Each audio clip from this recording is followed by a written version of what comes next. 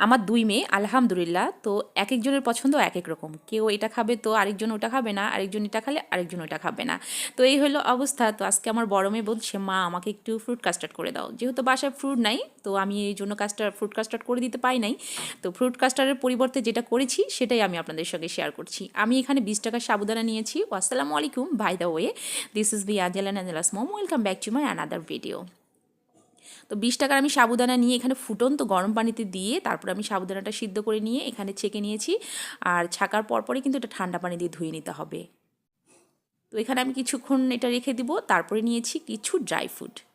এখানে নিয়েছি কাজু বাদাম, পেস্তা বাদাম আর কাঠবাদাম। আপনারা কিন্তু চাইলে এটা কম বেশি করে নিতে পারবেন। আর কিছু গোটা কিশমিশ এখানে আমি দিয়ে দিয়েছি। আর ড্রাই ফ্রুটের সাথেও কিছু আমি কিশমিশ দিয়ে দিয়েছি। তো এটা আমি একদম ব্লেন্ড করে নিয়েছি। তারপর ছেঁকে নিব। এক্সট্রা যে ছালটা ছিল সেটা একদম এখানে থেকে যাবে। এক্সট্রা যে ছালটা সেটা আমি দুধের সাথে মিক্স করব না। তো এটা আমার বড় মেয়ে আমাকে বলেছে, "মা এটা ছেঁকে নাও, এটা যেন না থাকে।" তো এরা কিন্তু এমনিতেই কাজু বা মানে ড্রাই ফ্রুট যেগুলো সেগুলো কিন্তু খেতে চায় না। তো আমি এটা জাস্ট বুদ্ধি করেই আমি এখানে সাবুদানা এবং হচ্ছে দুধের সঙ্গে মিক্সড করে দিয়েছি। তো যাই হোক, কোনো না কোনোভাবে তো খাওয়াইতেই হবে বাচ্চাদেরকে। আমি এখানে কিন্তু ৫ পোয়ার মতো দুধ নিয়েছি। ৫ পোয়া দুধের মধ্যে আমি দিয়েছি ৭ চামচ চিনি আর ২০ টাকার সাবুদানা। আপনাদেরকে আমি মাপটা দিয়ে দিচ্ছি, আপনারা কিন্তু কম বেশি করে নিতে পারবেন। আর দেখুন আমি ব্লেন্ডারে জারেই কিন্তু হচ্ছে কাস্টার্ড পাউডারটা গুলিয়ে নিচ্ছি। মানে এতটাই আমি আসলে হয়ে গেছি যে এক্সট্রা কোনো যে বাটিতে বা কাপে আমি গোলাবো এই মাথাটাই ছিলই না, সেন্সটা।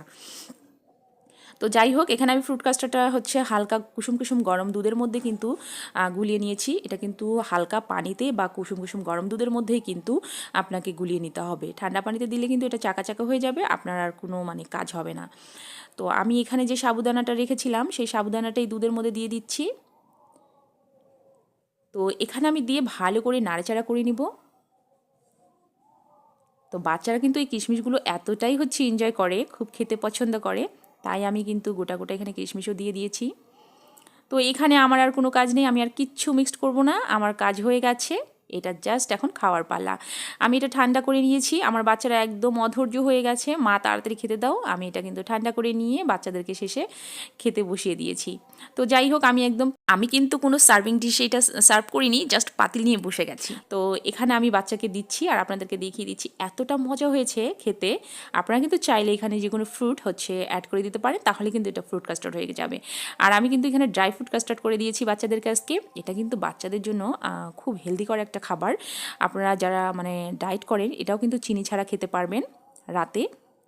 আর সাবুদানা যেহেতু আমাদের শরীরের জন্য অনেক পুষ্টিকর একটা খাবার, তো আপনাদের সোনামণিকেও কিন্তু এইভাবে করে দিতে পারেন ড্রাই ফ্রুট কাস্টার্ড। এটা ছোটো থেকে বড় সবাই খেতে পারবে, অনেক পুষ্টিকর এবং হেলদি একটা খাবার। তো এই পর্যন্ত ছিল। আল্লাহ হাফেজ, টাটা, বাই বাই।